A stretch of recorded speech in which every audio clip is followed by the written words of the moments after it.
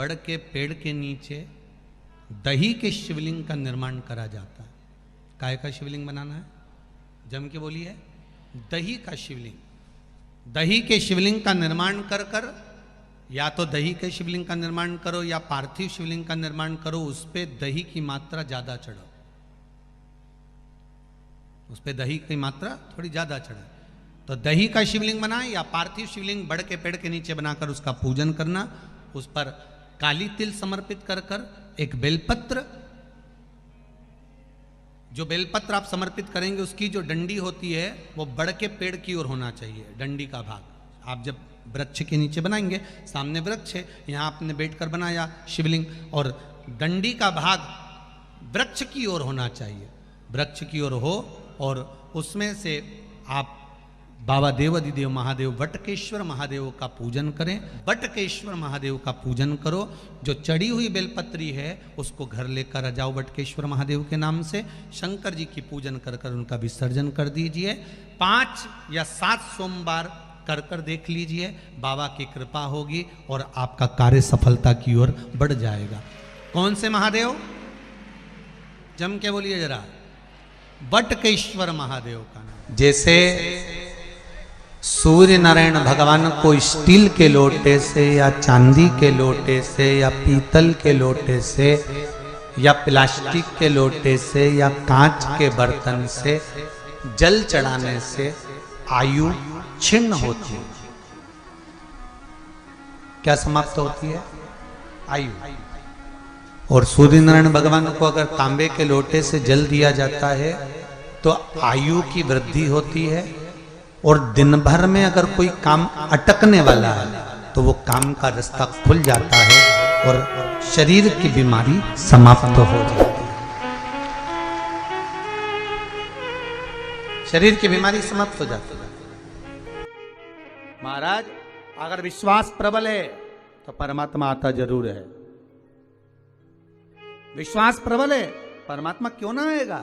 आया। पहुंच गई यमुना मैया सीधे यम द्वार। भाभी खड़ी थी दरवाजे पर। जैसे ही देखा भाभी ने हाथ जोड़कर निवेदन करा, जीजी आई है। क्या बात है यमुना जी, कैसे आना हुआ दीदी? बस भैया को निमंत्रण देने आई हूं मैं। अच्छा, किस बात का? बस कार्तिक महीने की शुक्ल पक्ष की द्वितीया तिथि है, मैं चाहती हूं उस दिन मेरा भाई मेरे दरवाजे पर आए।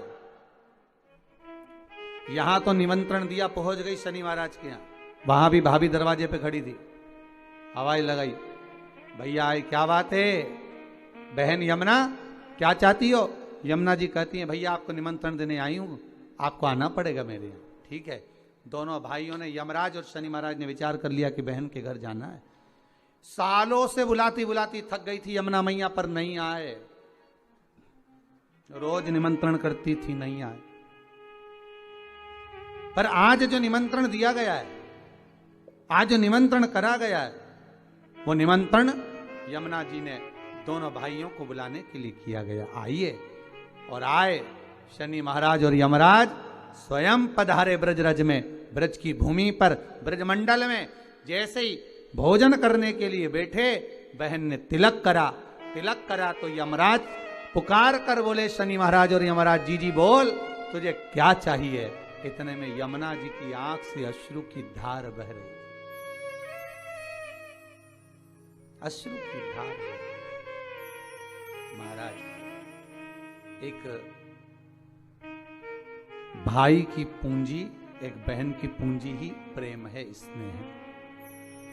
अश्रु की धार बह रही है। मांग बहन, क्या चाहिए?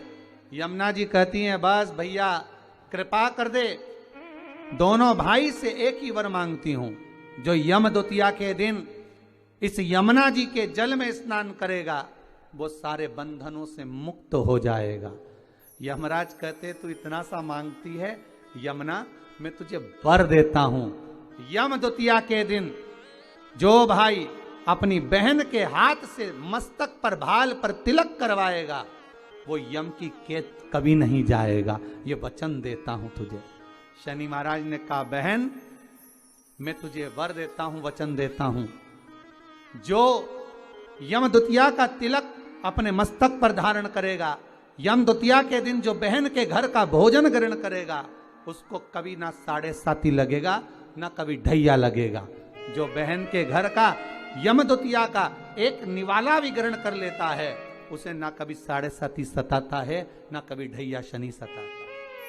हर हर महादेव। श्री शिवाय नमस्तुभ्यं। मेरे चैनल को सब्सक्राइब करें और बेल आइकन प्रेस करें जिससे कि आपको लेटेस्ट वीडियो की नोटिफिकेशन मिल जाएगी।